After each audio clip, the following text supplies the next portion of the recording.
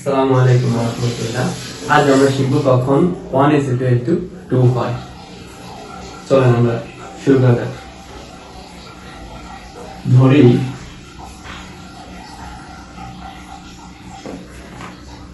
x equal to y। আচ্ছা, উভয় পাশে আমরা x দ্বারা গুণ করি, x স্কয়ার xy। তারপরে আমরা উভয় পাশে y স্কয়ার বিয়োগ করব,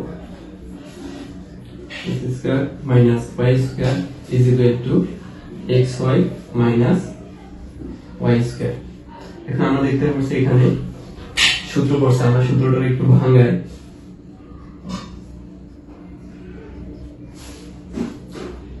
x square minus y square is equal to x plus y into x minus y।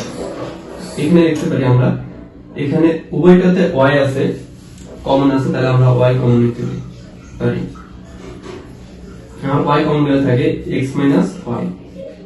আচ্ছা, উভয় পাশে আমরা x মাইনাস y ভাগ যায়, আমরা ভাগ করে দিলাম। আচ্ছা, তারপরে থাকে কি x plus y is equal to y।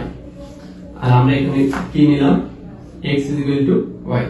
তাহলে আমি লিখতে পারি এখানে y plus y is equal to y। এখন আমি পাইলাম 2y is equal to y।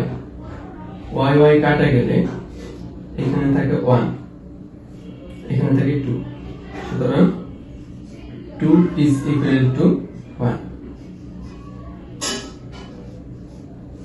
আমি এখানে উভয় পাশে x মাইনাস y যা ভাগ করছি, আমার এখানে আমি ধরছি কি x is equal to y। তখন আমার যখন y টাকে আমি এই পাশে আনবো তখন হয় কি 0। তো x minus y is equal to হচ্ছে 0। এখন আমি 0 এটা মানটা হচ্ছে 0, এখানেও 0। এখন আমি x মাইনাস y দিয়ে ভাগ করছি, অ্যাকচুয়ালি এটা তো হচ্ছে 0। এখন আমি 0 দিয়ে কি এই মানটাকে ভাগ করতে পারি? এটা তো কখনো সম্ভব না, এটা তো অসংজ্ঞায়িত আসবে। তাহলে এটা তো মানে অ্যাকচুয়ালি অবৈধ একটা ম্যাটার। আমরা যখন আমরা অবৈধ কোনো কাজ করব তখনই 1 is equal to 2 হবে, তার আগে সম্ভব না। ধন্যবাদ সবাইকে।